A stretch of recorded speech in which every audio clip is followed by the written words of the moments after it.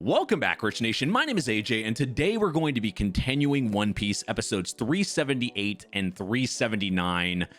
Last time was one of, I have to say, one of my favorite episodes of the show. And that's saying something. I really thought that at the end of the episode, but after, like, you know, kind of resonating and kind of just thinking about it for a little while, it made me think, yeah, this has definitely got to be in my top 3. For sure. Eventually I want to make like a top 5, top 10 One Piece episodes, but I have, you know, I got a lot of One Piece to watch before I do that. But I really feel like that was such an impactful episode. It made me feel so much. And then on top of that, I mean, not only was the episode crazy, like just my surroundings was crazy because it was like 110 degrees in here. I was, by the end of that reaction, not only was I just hyped up from it, I was in the most drenched in the most sweat I think feel like I've ever been. Even like after running a 5-mile run or something like that, I felt more drenched sitting in here watching that episode than that. So that has kind of a special place in my heart. Just from that, it makes it more memorable. But anyway, if you are new to the channel and you want to subscribe, I'd appreciate it. Subscribe to the channel, smash the like button, hit that notification bell. You can also check out these episodes early and uncut over on patreon.com/ajrich123, and let's go ahead and start.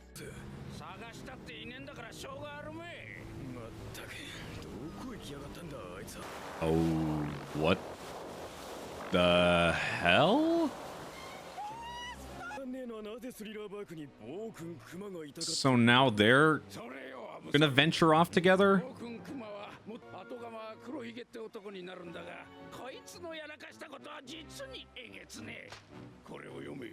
Wait, is this the result?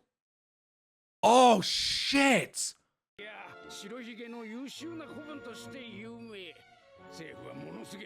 Holy hell. Okay, so he did lose the fight. Oh shit. Okay, so now he's imprisoned. That's okay. And I had to process in my head for a second because I was thinking, why would he imprison him? Like that, you know, he's Blackbeard, he's a pirate, but if he's a warlord now, then that's kind of part of his job. So that's making more sense. But God, it felt like they were so even in that fight. I mean, I was wondering if it was just going to go back to that or how. I'm surprised we're kind of learning this information. I would call it secondhand. This is very, very interesting, but man, someone as strong as him losing like that, I'm just kind of shocked, really. And how is Luffy going to react if he finds that out? Like, though I guess they know that, and so maybe he won't find out.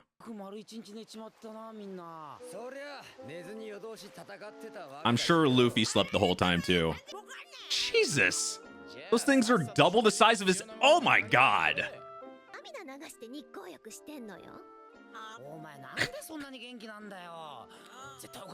So Luffy's tiny and he can eat all that, so it's not always the size. Oh my God. Nami is sleeping with the thing she wanted to sleep with the most. Treasure.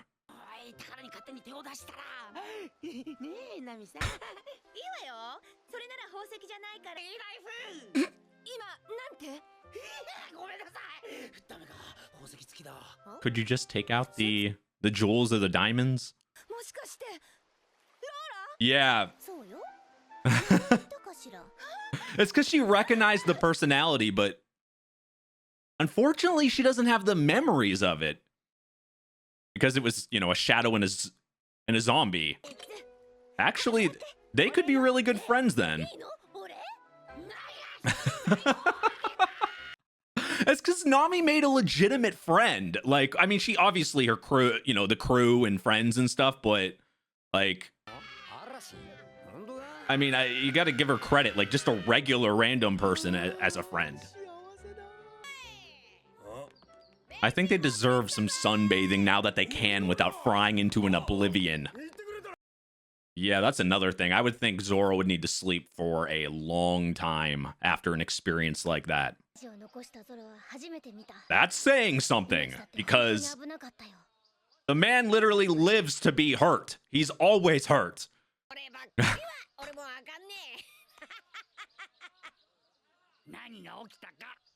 Oh, you know what? You know, I was just thinking, because he took that out of Luffy, right? We saw what Zoro had to take and take all that pain and stuff. Did that quicken Luffy's recovery? Because it's like Luffy is kind of like I don't know, it's like 100% recovery. He's probably has so many good emotions right now because Zoro had to take all the bad ones were kind of taken out. I didn't think about that concept. There is a benefit there. That's why Zoro's still sleeping and having to take that on, because if that hadn't been taken out of Luffy, I can imagine Luffy having to sleep for days from all the stuff he went through. But yeah, he's automatically up. He's able to eat. He's got a ton of strength. That's one benefit of that. Oh yeah. Sanji, I mean, Sanji was pretty cool too, and he was prepared to do it. For a moment, I really thought like Sanji was gonna get captured or something, like to let them go. I didn't. Weirdly, that's actually a crazy ability. You could take all the pain and suffering from people, and actually, it could be beneficial. You could really do some good with that type of ability. Now, obviously, putting it on somebody else, this was more of a test here, but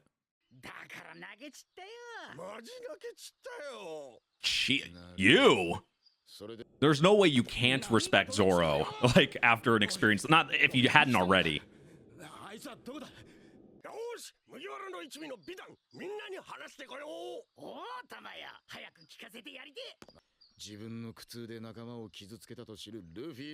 Yeah, I don't think Luffy would want to know that, actually. Because he could feel bad about it. They kind of picked up some fans. Oh, what the? Oh, she heard the whole thing. God damn, I'm so used to just, like, arms. We kind of forget she can put other things. Ears in high places and low places.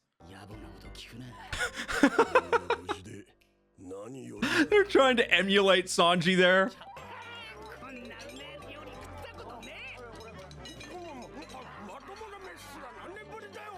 They weren't living on very good stuff, I'm sure. They probably got the scraps compared to the people actually living there.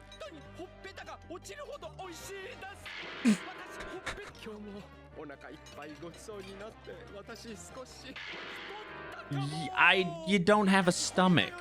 It means technically you could eat as much as you want, right? They've straight up made a bunch of fanboys of the Straw Hats here. Like people that look up to them. With that much pain and suffering inside, him taking all that pain and suffering, that's going to take a long time to recover from, even somebody like him. You're going to make him choke. I don't think he can drink something while he's sleeping. Damn. He's kind of talented.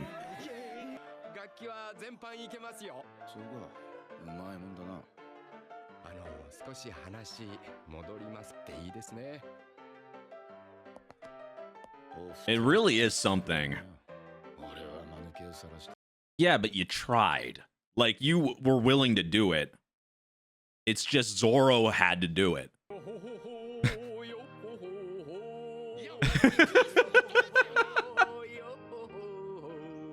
He's just choosing his stuff, where he can say yo ho ho.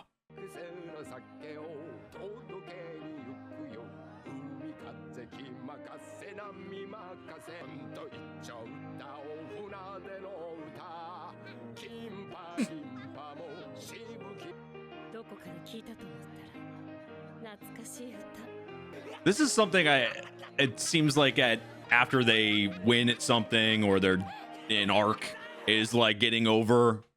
It's like mandatory for them to party and dance. So this one feels different. Oh, so it was okay. So it was a popular song. What is it, like a pirate song?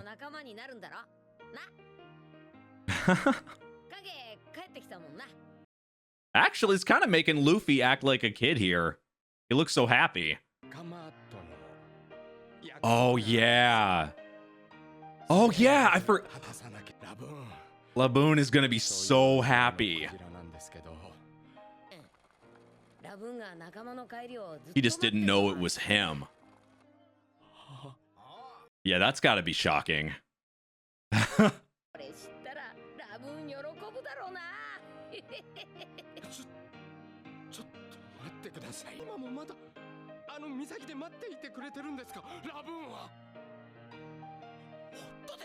Yeah, because he wasn't sure if he'd still be there. He's gone through a lot, but he was still really happy.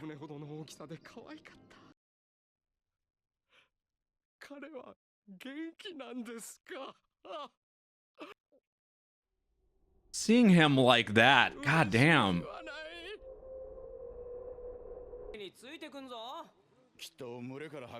Oh, we're gonna get a flashback? What?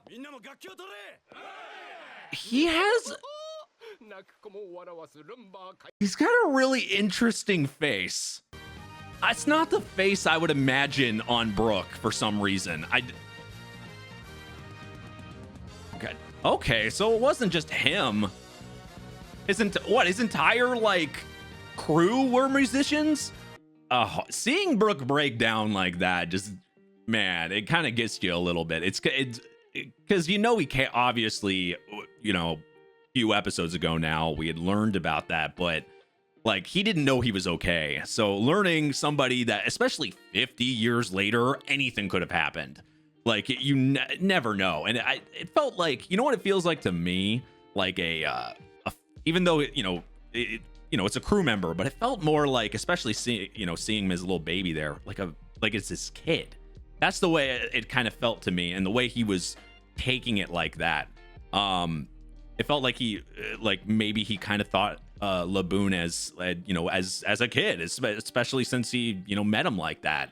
Obviously a crew member, but maybe a little bit more than that. You gotta love to see it though. I really, really hope that they're able. I don't know how they would do it, because to get back there, don't they have to backtrack like crazy? Aren't they quite far away from there? So they would have to backtrack. Would they prioritize it to go back there, or would they just eventually? That's an interesting thought, because I would think I would think they I don't know. I know that's going to be a priority. Obviously, that's a priority for Brook. So, but Luffy wants him to join the crew. So what would they do there? I would think they would go see him. I mean, obviously, that would make Laboon really, really happy, and all of them really. But yeah, I don't know logistically how is that going to work. Huh. He has a really big stitch on his head.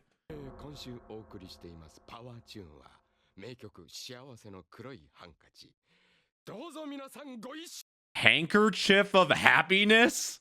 It does quite the opposite there.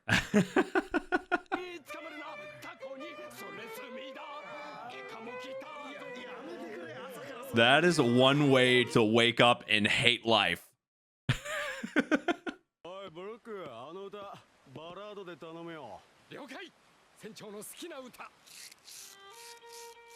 I probably just missed something, but I was under the impression that he was the captain of the ship.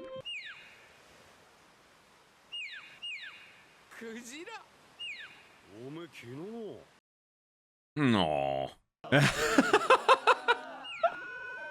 There's so many crews that would like not work. It's like he found the perfect crew to come up to. What the hell? The panda ship?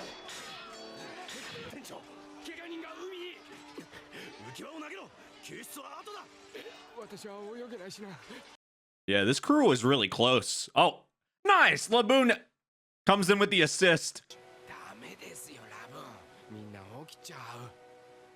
Wow, he really did follow 24/7. Singing along.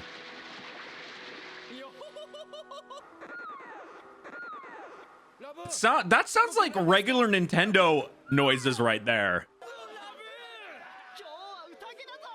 Wow, he really was like part of the crew. It wasn't just something said. Like, he's literally with them in everything and actually like assisting as part of the crew. Oh, that's kind of insane. So cute. He has an F tattoo, F on his chin and F backwards on his eyelid, or well, not eyelid, but right below there.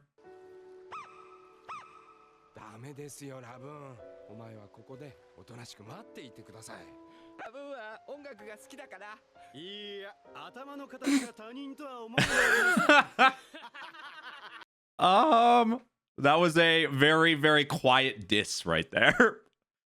But with love. That's how you know you're really sad. He doesn't have tear ducts. When they go further out. Yeah, and leaving him. They're afraid it's like feeling like it's abandoning him. Aw. It's a whale, but it feels like a little puppy. About to piss him off. Aw. Kid is never gonna understand.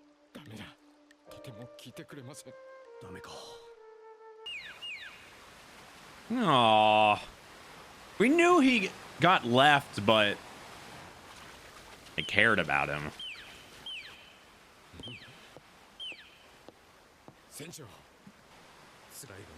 Oh, yeah. Oh, that's gotta be so hard for. You only okay. So the whale, it's a baby. Laboon is a kid, and all he's known is this crew, and he like kind of grew up with this crew.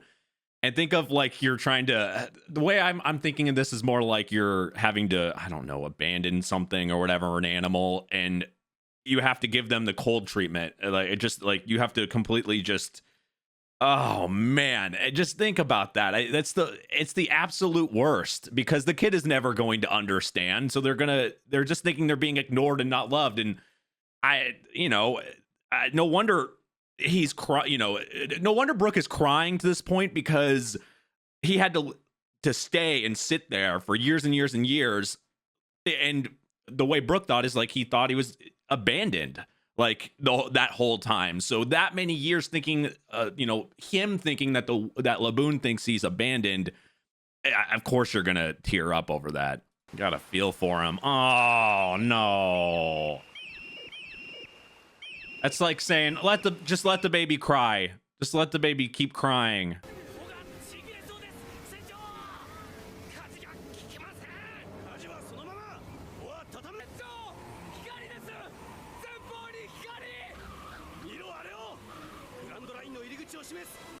Oh, that's the area where he's left.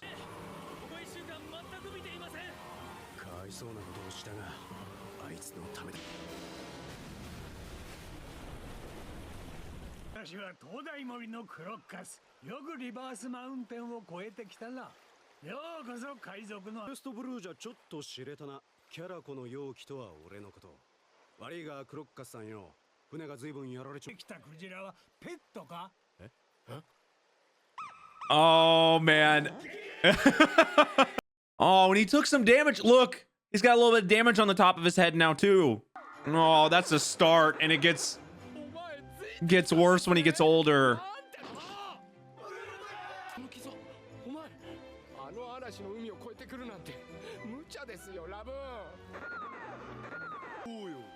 Yeah, they're really.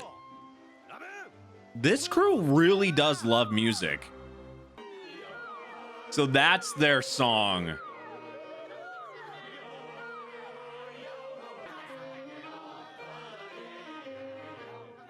It really does seem like the Song of the Pirates.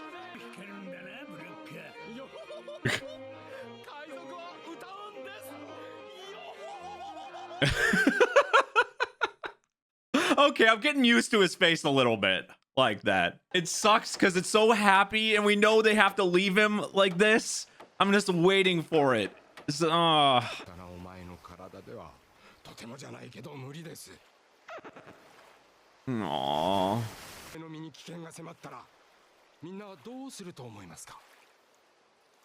And Laboon understood as a member of the crew that he had to do it for the crew by staying there.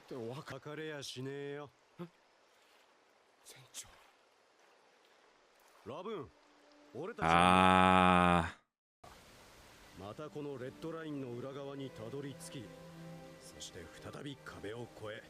And that's why he stayed.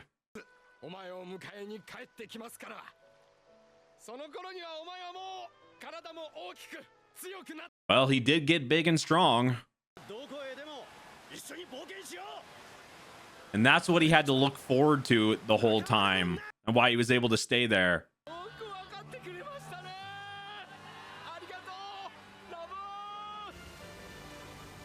Man, it just makes me sad thinking like how many years it's been him sitting there. Like, we've known that, but it doesn't make this any easier. And now seeing this actually happen, it's sadder. 3 years later. Lorien Triangle. It didn't go the way they wanted it to. It's much sadder result, like, knowing all this information now compared to when we, you know, when they ran into this ship with Brook on it. It feels so much worse now because especially with the connection to Laboon being this group and being someone like Brook. Oh man. You know what's really kind of well, one little note, you know, I noticed the little, you know, the little stitch job on his head.